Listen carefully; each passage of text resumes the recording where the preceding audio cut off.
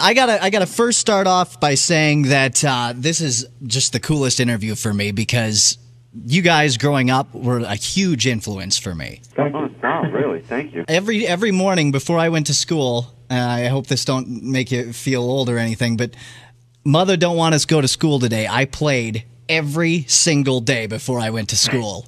Wow. Every day. That was my anthem. That's awesome. Anyway, I just want to start off by first saying welcome back. Thanks. Welcome back. What have you guys been up to? We've just been eating a lot and getting fat and whatever. You mean what we've been up to over the last 13 years? Yes. Where have you been? Well, I think Gary played with this little local band called Van Halen for a while. Yeah, I've heard of them. And I was off with a few of my own little projects and bands and stuff here and there. But in the meantime, always staying in touch and always kind of talking about the possibility of someday doing some extreme stuff, but always wanting to do it for the right reasons, and more importantly, having not doing it unless we actually have something to offer. Not making it nostalgic or doing it for just solely money. Making sure we have some great new music and a real vital record to share with people. I gotta say, in my opinion, probably without a doubt, Porno Graffiti would be in my top 5 albums of all time. Whoa. I think that is just one of the most solid albums ever. Thank you, man. Appreciate it. You guys have formed this different sound that nobody else has really come close to. The funk and the rock together, it just works. Yeah, it's interesting. We were always hugely, both Gary and I were, always influenced by a lot of that's one of the things that connected us. I mean, we were rock fans, but I think we were also connected to a lot of the funkier side of bands, Prince, and even the funkier side of Aerosmith and the funkier side of Extreme, and even the funk side of Van Halen. We were always sort of loved the grooves and everything, and you forget because it was something that we always did, and you forget that. Like when I hear you say it, I was talking to of all unlikely suspects, I was talking to the Joe Don, who's a semi-friend of mine from Rascal Flatts, and he was telling me on the phone how excited he was Extreme was back, and instead of mentioning, because you think he's more of a Nashville rock country artist, mentioning, hey, you guys going to do stuff like Wholehearted and things like that, he says, please tell me you're going to do the funk, the heavy funk. Yes. And I was like, wow, man, that's become a little bit of, I guess, our little bit of our calling card. Not a lot of people do that. We got a lot of that stuff on the new record, too. So, oh, yeah. Awesome.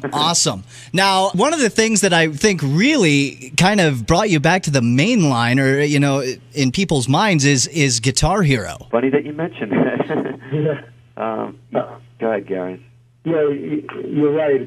It's funny, and actually we're coming full circle because Bill and Ted's Excellent Adventure in 1989 introduced the band to Play With Me, and almost 20 years later, Play With Me and the incredible guitar solo that Nuno does on that song is on Guitar Hero, and it's introducing us to a whole new generation of kids that, on our fan sites, these kids are bringing up all these old songs, and so it's a trip. How many different games are listed in Play With Me? That's a good question.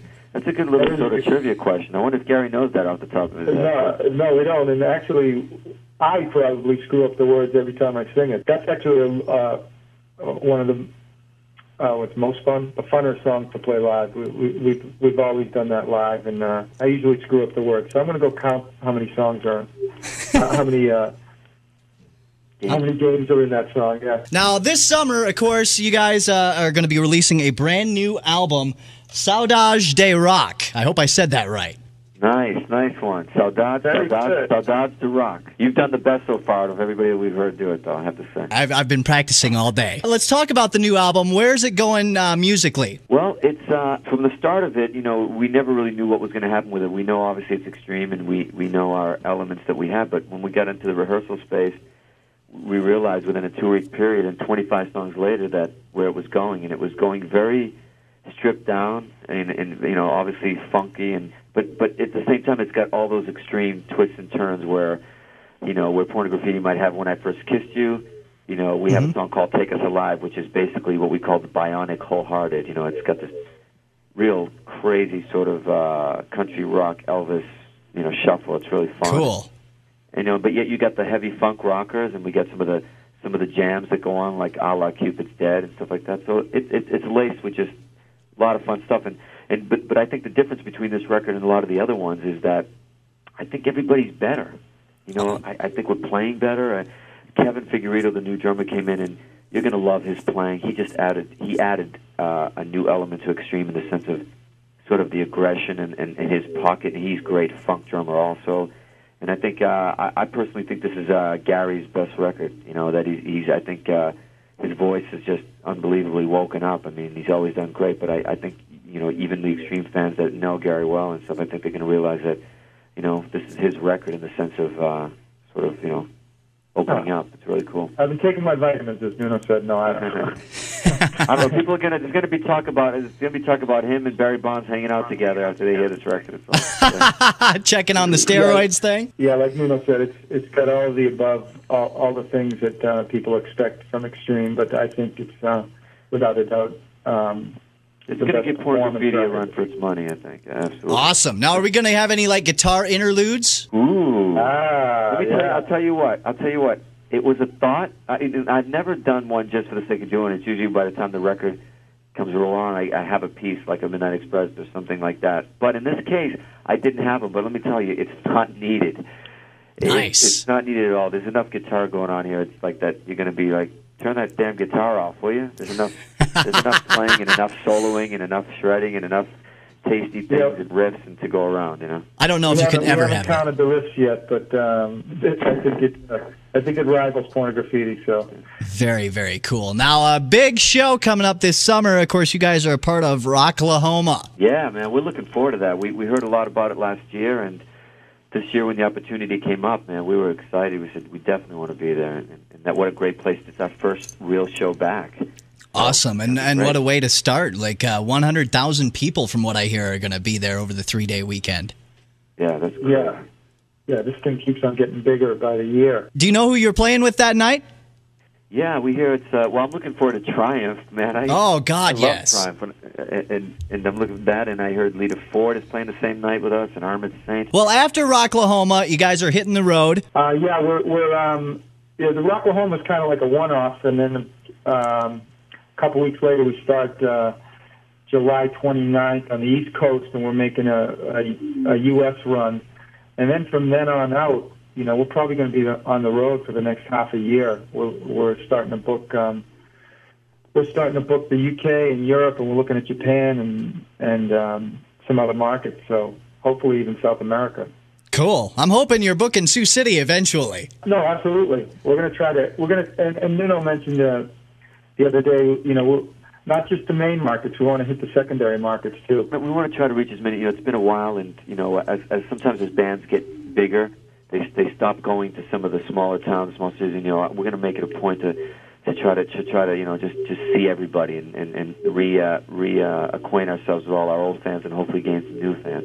Awesome. Now, fun questions for you. Each answer individually. First, if you had a party to throw and you were going to have 3 bands play your party, live or dead, who would they be? Oh my God, I got 3, too easily for me. By the way, but yeah, from a rock and roll sense, it'd have to be Led Zeppelin. Yeah. Yeah. And from a pop sense and just the songwriting sense, the Beatles would have to be there. Oh yeah. Yeah. And third band would be a list of 20. Gary. Yeah, there'd be a toss of Queen, The Who. Queen, The Who. God, the Stones, Aerosmith. What would be your favorite album of all time? Oh my goodness, these are tough questions. That's almost an impossible question, I think.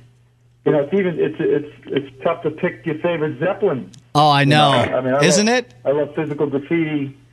Night at the Opera by Queen. Toys in the Attic, Quadrophenia. The Wall. I could answer that because every band has their pinnacle record that we would probably go. I'd grab that one. But the best, I don't even know if I've even thought about that. That's a crazy question. It's a good question. But what a hard question to answer. I'd be remiss if I didn't ask about Van Halen, Gary. How was it working in Van Halen? They were great, man. That was 3 years, and they treated me good. We did a record, and the tour was probably the best part of that whole experience. It was great. That was awesome. Have you gotten a chance to see their reunion tour? No. The last time I talked to Michael was a couple months ago. Michael Anthony, he's not doing the reunion tour. No. But I'm hearing all good stuff.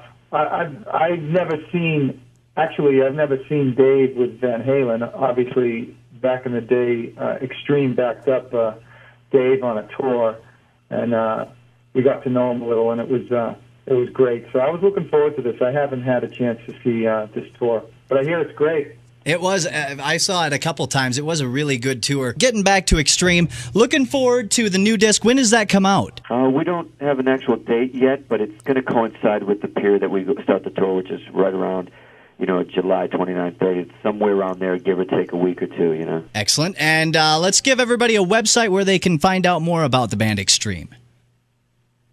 Gary? Oh, man. Robbie, you still there? Extreme-band.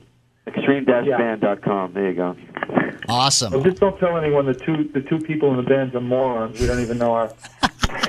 We're busy trying to freaking make history with the record here. That's right. You can't be bothered with things like that.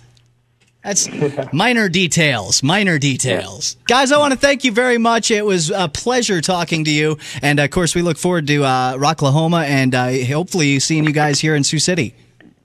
Yeah, you will. Make sure, hey, if you're there, Rocklahoma, make sure you say hi to us, man. Will do. All right.